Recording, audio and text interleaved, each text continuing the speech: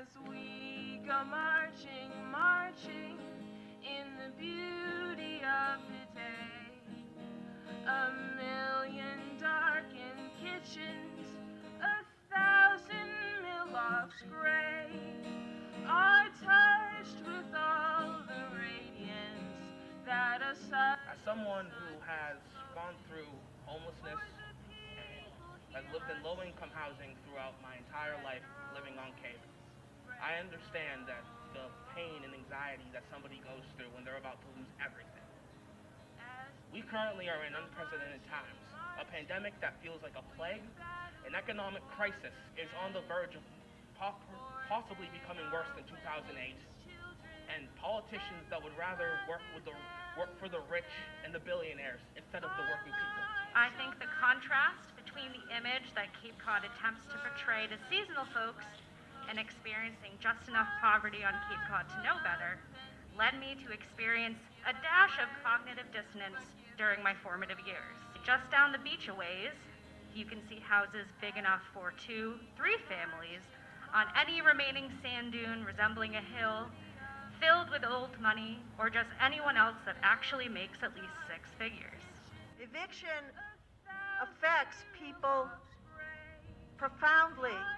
The pandemic has only brought more clarity to inequalities in the United States. Our governor can act, the legislature can act, who knows what they're doing, but they're not doing a lot. We need to make demands. We pay their salaries. They should speak for us. Housing is a human right, but Cape Codders have systematically been denied this right through the development of our infrastructure, through the shattering of our communities by selling off homes one by one for summer rentals, and through the structuring of our economy to prioritize people who don't live here. How many of your friends, family members, and neighbors have you seen forced off Cape because of soaring real estate costs or the lack of year-round rentals?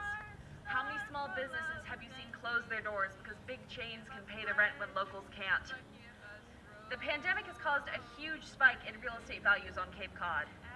Wealthy urbanites and suburbanites have been buying up our summer homes to get away from the pandemic, adding strain to a fragile and underfunded healthcare system and causing the cost of homes to skyrocket.